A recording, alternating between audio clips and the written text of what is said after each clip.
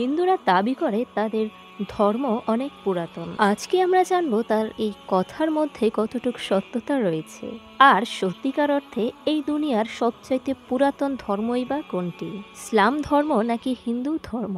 এর সাথে আমরা আরও জানবো হিন্দুরা প্রকৃতপক্ষে কোন নবীর উম্মত, এই পৃথিবীতে হিন্দু ধর্মের উৎপত্তি কিভাবে হয়েছিল, আর এই হিন্দু ধর্ম কিভাবে আসলো, হিন্দুর নিকট কতজন নবীকে প্রেরণ করা হয়েছিল, আর আজকের হিন্দুরা সত্যিকার অর্থে কোন নবীর উম্মত, আর হিন্দুরা কি জান্নাতে প্রবেশ করবে।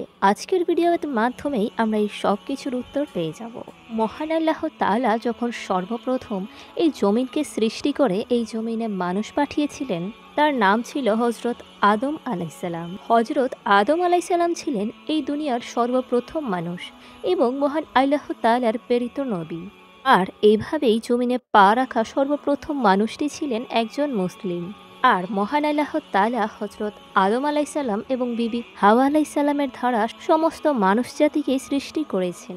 হজরত আদম আলাইসাল্লামের পরে যে নবী এই পৃথিবীতে আগমন করেন তার নাম হজরত শীষ আলাইসাল্লাম। তিনি হজরত আদম আলাইসাল্লামের সন্তান হজরত শীষ আলাইসাল্লাম। তাকেও মহান আল্লাহ তাআলা নবুয়ত দান করেছেন এবং তিনি একজন মুসলিম হিসেবেই পৃথিবীতে আগমন করেন। এবং হজরত শীষ আলাইসাল্লামের যুগ থেকেই দুনিয়াতে কুফর এবং শিরকের সৃষ্টি হয়েছিল। হজরত শীষ আলাইসাল্লামের পরে হজরত ইদ্রিস আলাইসাল্লামকে দুনিয়াতে প্রেরণ করা হয়।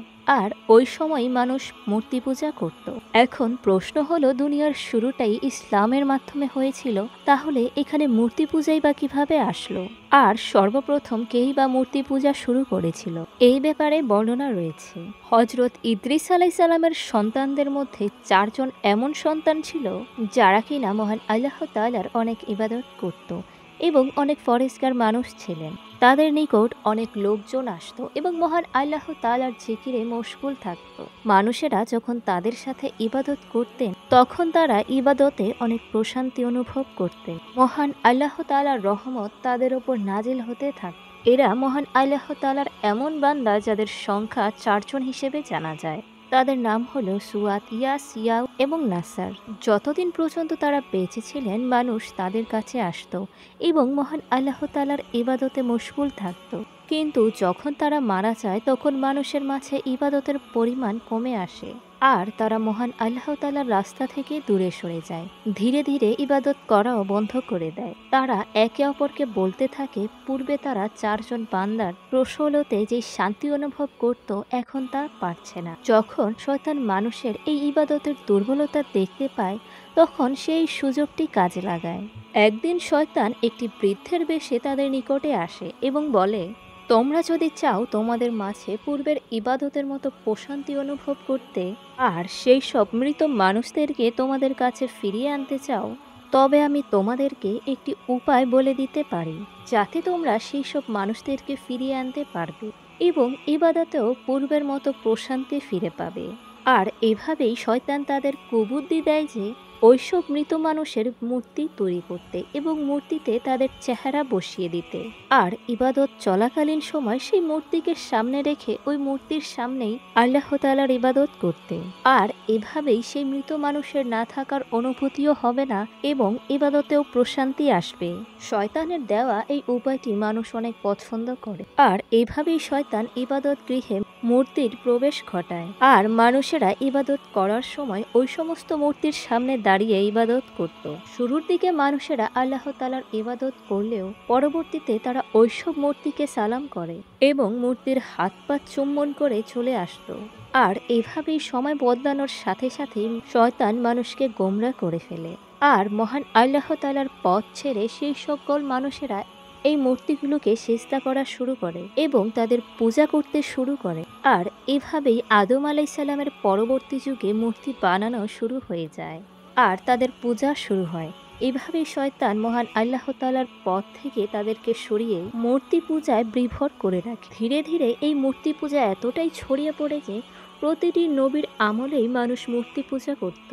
আর মহান আল্লাহ তাআলা অনেক নবী রাসূলদেরকে প্রেরণ করেন তাদের এই মূর্তি পূজা থেকে মুক্তি করার জন্য। আল্লাহর প্রেরিত নবীরা এইসব মূর্তি পূজারীকে আল্লাহর প্রেরিত রাস্তায় ডাক। এবং তাদেরকে মূর্তি পূজা ছেড়ে এক আল্লাহ তাআলার ইবাদতের হুকুম দিতেন। আর এইভাবেই মহান আল্লাহ তাআলা এইসব মূর্তি পূজারীকারীদের কাছে আনুমানিক 1,24,000 আম্বিয়াকে প্রেরণ করেন।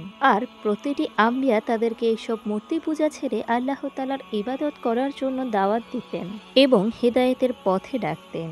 এবার তাহলে জেনে নেওয়া যাক আজকের হিন্দুরা কোন নবীর উম্মত। মহান আল্লাহ তাআলা প্রত্যেক কওমের নিকট হেদায়েতের জন্য নবী রাসূল প্রেরণ করেছেন। যেভাবে মহান আল্লাহ তাআলা পবিত্র কোরআনে ইরশাদ করেন, নিশ্চয়ই আমি প্রতিটি কওমের নিকট নবী রাসূল প্রেরণ করেছি। আর এই আয়াতটি থেকে বোঝা যায় আল্লাহ তাআলা প্রতিটি কওমের কাছেই নবী প্রেরণ করেছিলেন। তাহলে হিন্দুস্তানি বা কিভাবে নবীবিহীন থাকতে পারে? হিন্দুরা কোনো না কোনো নবীর অনুসারী ছিল। এছাড়াও হিন্দুদের কোরআনে জান্নাত, দোজখ এবং আখিরাতের বর্ণনা পাওয়া যায়। এছাড়াও হযরত মুহাম্মদ সাল্লাল্লাহু আলাইহি ওয়াসাল্লামের বর্ণনাও রয়েছে হিন্দুর কোরআনে। অন্যদিকে হিন্দুরা বিশ্বাস করে অধর্মকে বিনাশ করার জন্য 10 জন অবতার এই দুনিয়াতে আসবে। এর মাঝে 9 জন অবতার এই পৃথিবীতে 3 যুগ ধরে এসেছে। হিন্দু কোরআন মতে এই পৃথিবীতে মোট 4টি যুগ রয়েছে, সত্যযুগ, ত্রেতাযুগ, তাপর যুগ ও কলিযুগ। এর মাঝে সর্বশেষ অবতার আসবে কলিযুগে, যা কিনা শেষ নবীর কথা হিসেবে এসেছেই প্রমাণিত হয়। হিন্দু কোরআন মতে কলিযুগ কয় হাজার বছর আগেই শুরু হয়ে গিয়েছে আর দুনিয়া ধ্বংস হওয়া পর্যন্ত এই যুগই চলতে থাকবে। হিন্দুদের এই কল্কি অবতারের কথা তাদের বেশ কয়েকটি পুরাণে এসেছে। যেমন ভগবত পুরাণে বলা হয়েছে, কলিযুগ বা শেষ জামানার একটি বড় অংশ পার হয়ে গিয়েছে। এটি সেই সময় যখন কিনা ভগবান সর্বশেষ এবং সর্বশক্তি অবতারকে পাঠাবেন। এখানে পয়গম্বর এবং অবতার সম্পূর্ণই আলাদা বিষয়, কিন্তু হিন্দুরা মনে করে তা একই জিনিস। ভগবত পুরাণের শ্লোকে কল্কি অবতার বা সর্বশেষ পয়গম্বরের জন্ম, বংশ এমনকি তার মা বাবার ব্যাপারেও বলা হয়েছে। হিন্দু পুরাণে বলা হয়েছে কল্কি অবতার বা শেষ পয়গম্বরের জন্ম যেখানে হবে তার নাম হবে সাম্বাল। এই সাম্বালের 3টি অর্থ দাঁড়ায়। প্রথমত, সাম্বাল এমন একটি জায়গা যেখানে আমল করা হয়। দ্বিতীয় অর্থ, সাম্বাল সেই জায়গা যেটি কিনা পানির কাছাকাছি। তৃতীয় অর্থ, সেই জায়গা যেখানে কিনা মানুষ আকর্ষিত হয়ে ছুটে আসে। আর এই ব্যাখ্যা থেকে স্পষ্ট বোঝা যায় এই জায়গাটি হলো মক্কা, কারণ মক্কা ছাড়া এমন কোনো জায়গাই নেই। এখানেই সব থেকে বেশি মানুষের সমাগম হয়। এছাড়া হিন্দু কোরআনে এটিও বর্ণিত রয়েছে কল্কি অবতার সেই জায়গার সবচেয়ে ধনী এবং প্রভাবশালী বংশে জন্ম নেবে। তো এই কথার কোনো সন্দেহই নেই, হযরত মুহাম্মদ সাল্লাল্লাহু আলাইহি সাল্লামের দাদা আব্দুল মুতালিব তিনি ছিলেন কুরাইশ এবং মক্কার সর্দার।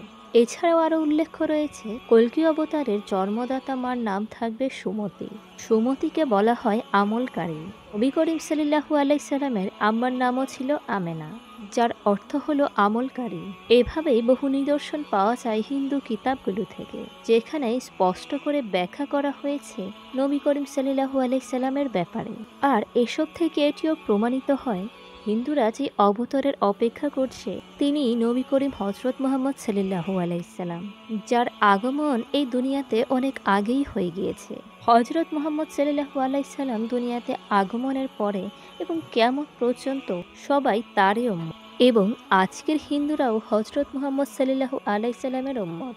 আর কিয়ামত পর্যন্ত যত মানুষ নবী করিম সাল্লাল্লাহু আলাইহি ওয়াসাল্লামের ওপর ঈমান আনবে তারা হবে মুসলিম, আর যারা ঈমান আনবে না তারা কাফের হিসেবে থাকবে। এবার জেনে নেওয়া যাক হিন্দুরা কি আসলেই জান্নাতে যেতে পারবে। জান্নাতকে তৈরি করা হয়েছে ঈমানদার ব্যক্তিদের জন্য। যে ঈমান আনবে সে জান্নাতে প্রবেশ করবে, আর যে কিনা ঈমান আনবে না সে জাহান্নামেই থাকবে। যখন থেকে দুনিয়াতে নবী করিম সাল্লাল্লাহু আলাইহি ওয়াসাল্লাম এসেছেন তখন থেকেই তিনি মহান আল্লাহ তাআলার হুকুম মেনে চলেন। যে মহান আল্লাহ তাআলা এবং তার নবীর ওপর ঈমান আনবে এবং আমল করবে সে হবে জান্নাতি, আর যে হুকুম পালন করবে না সে চিরকাল জাহান্নামেই থাকবে। আল্লাহ তাআলার কাছে আমরা দোয়া করি আমরা যাতে নবী করিম সাল্লাল্লাহু আলাইহি ওয়াসাল্লামের দেখানো পথে চলতে পারি। আমিন।